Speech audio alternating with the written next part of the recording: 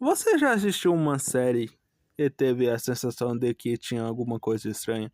A imagem era a mesma, só os personagens também. Os personagens também, mas as vozes pareciam completamente diferentes. Pois é, isso acontece mais do que muita gente imagina. Hoje nós vamos falar sobre os fenômenos curiosos da televisão do streaming e da dublagem brasileira. As séries que foram redobradas, produções que ganharam uma nova versão em português, com outros estúdios, novos dubladores, outras adaptações e, em algum caso, até uma experiência totalmente diferente para o público. O mais curioso é que isso não acontece só com séries obscuras, não. Tem casos famosos, casos polêmicos, casos raros. Até produções que acabaram criando um verdadeiro multiverso de vozes. Então já deixa o like, se inscreva no canal e bora mergulhar nesse universo fascinante da redobragem. O que é redobragem? Antes de falar das séries, vale entender rapidinho o que é redobragem. Redobragem acontece quando uma obra que já tinha uma dublagem em português recebe uma nova dublagem, normalmente feita por outro estúdio, com outro elemento e elencos, e as outras vezes até outra tradução. Isso pode acontecer por vários motivos: mudança de distribuidora, troca de plataforma, perda ou indisponibilidade da dublagem antiga, questões contratuais, tentativa de melhorar uma versão mal recebida, ou simplesmente uma nova estratégia comercial. Na prática, isso muda tudo, porque dublagem não é só trocar a voz. Dublagem é interpretação, adaptação, ritmo, carisma e memória afetiva. Às vezes a nova versão fica melhor, às vezes divide opiniões, e às vezes o público simplesmente não aceita ouvir aquele personagem com a outra voz. Twin Wolf. Um caso interessante é Twin Wolf, Jovem Lobo. Há registro de fãs e discussões de dublagem, apontando que a série teve mudanças de estúdio no Brasil, com a dublagem paulista sendo interrompida e depois correndo trocar para outro eixo da produção. Também há comentários sobre diferentes percebidas porque assistiu a versão da Netflix. E aí entra um ponto importante. Quando uma série troca de elenco no meio do caminho, o público sente imediatamente, porque é em séries diferentes de filmes isolados. A gente acompanha os personagens por anos, então aquela voz vira parte da identidade deles. No caso de Twin Wolf, esse tipo de mudança ajuda a explicar por que muita gente estranhou certas fases da dublagem. Ganchos de Imagina acompanhar um personagem por vários tempos e temporadas, e de repente aparece que ele ficou em outra pessoa só porque a voz mudou. Lazy Tal. Outro exemplo bem curioso é Lazy Tal. Registros de fãs e dubladores apontam que a série teve uma versão brasileira, incluindo episódios dublados fora do eixo tradicional, até menções a redublagem para diferentes exibições como a TV e plataforma. Isso é muito interessante porque Lazy Tal é uma daqueles séries infantis em que às vezes são extremamente marcantes. Quando muda, a sensação é imediata.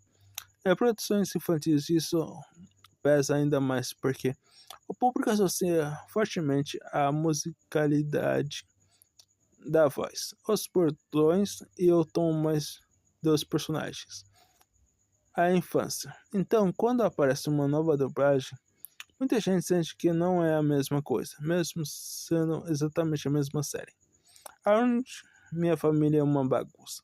Agora vamos para um caso que mistura raridade, TV paga e nostalgia. Arnold, também conhecido no Brasil como Minha Família é uma Bagunça, há registros deu uma discussão entre fãs indicando que a série teve uma dublagem rara exibida na TV paga, associada a Nickelodeon, além de menções a uma versão anteriores atribuída a Herbert Richards.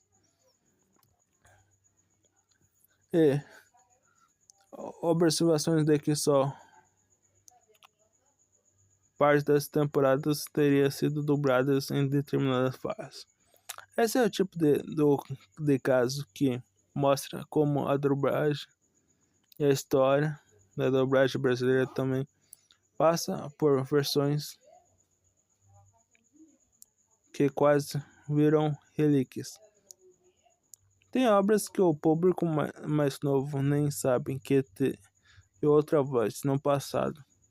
E tem obras que simplesmente ficou fragmentada uma fase, uma dublagem. Outra fase depois talvez outra versão surgindo anos depois. É quase um quebra-cabeça audiovisual. Lost.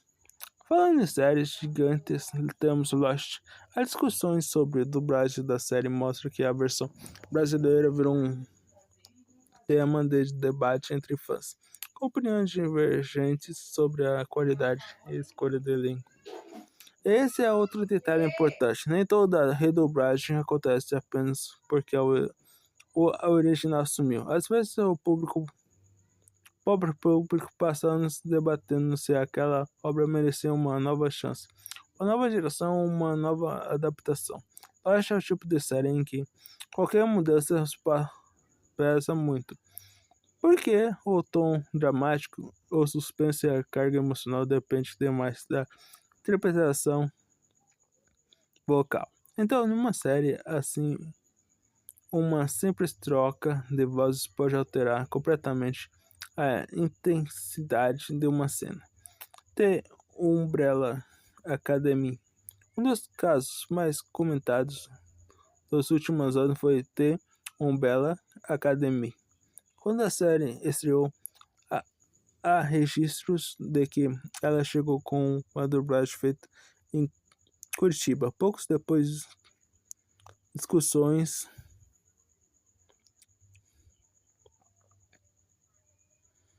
de fãs apontam que a produção foi redobrada e disponibilizada com novas versões feitas pela Delarte sob direção de Manolo Rey.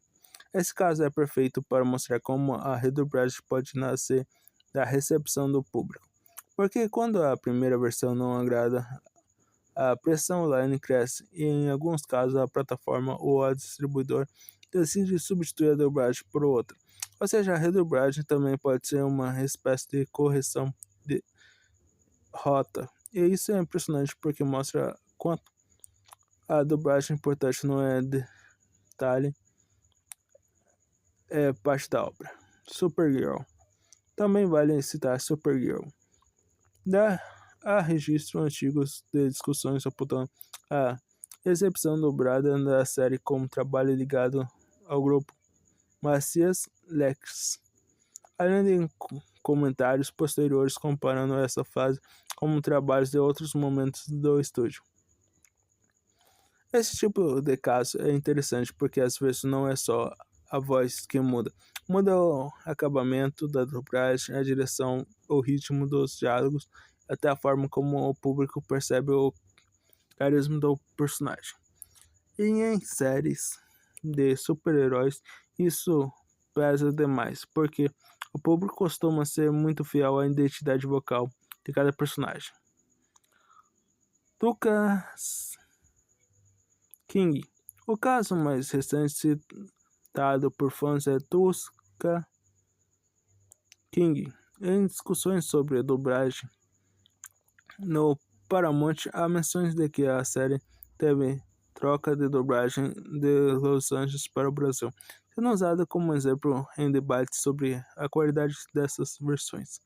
Aqui a gente vê como o streaming acelerou muito esse fenômeno. Hoje as plataformas trabalham com prazos apertados, múltiplos mercados e diferentes fornecedores, resultando algumas obras acabam circulando com versões diferentes dependendo do momento, do país ou da disponibilidade dos materiais. Isso faz com que a experiência do público fique ainda mais fragmentada. X-Espírito cobre do Chaves. E claro, não dá para falar do Braz sem citar X-Espírito cobre do Chaves. Discussões e cronologia de fãs registram que parte dos programas de Chaves do universo X-Espírito ganhou uma redobragem no Brasil, incluindo episódios e enquetes que já tinham versões anteriores, além de referências específicas ao trabalho do grupo do Chaves e a dublagem feita na Gota Mágica. Esse talvez seja um dos casos mais emblemáticos da cultura da dublagem no Brasil, porque Chaves e Chapolin não são só séries, são patrimônios afetivos de gerações. Então, qualquer troca de voz, adaptação ou versões já vira assunto imediato. E é justamente por isso que essas redublagens chamam tanta atenção quanto uma obra mora no coração do público. A voz original parece insubstituível. Por que essas redublagens impactam tanto? No fim das contas, a grande pergunta é: por que isso mexe tanto com a gente? Por que a voz é memorável e memória? Muitas vezes a gente não lembra exatamente da fotografia de uma cena, mas lembra da forma como um personagem falou aquela frase. Lembra dos portões, do tom da emoção. A dublagem brasileira sempre foi muito forte nisso. Ela não apenas traduz, ela recria. Enquanto essa recriação muda, a sensação pode ser de estranhamento, curiosidades ou até rejeição total. Por isso existem séries que parecem ter duas vidas, a vida da versão original e da dublagem e a vida da redublagem. E aí, você já percebeu algumas séries que parecia a mesma, mas soava completamente diferente? Qual redublagem mais te marcou? Teve alguma que você gostou mais do que a original, ou você é do time que acha que certas vozes simplesmente não deverão ser trocadas nunca? Comente aqui embaixo, porque esse assunto rende demais. Se você curte vídeos sobre dublagem, bastidores, nostalgia, curiosidades da televisão, já deixa o like, se inscreva no canal e ative o sininho, porque aqui sempre tem conteúdos para quem ama descobrir os segredos por trás das séries que marcaram nossa vida. Até o próximo vídeo. Tchau!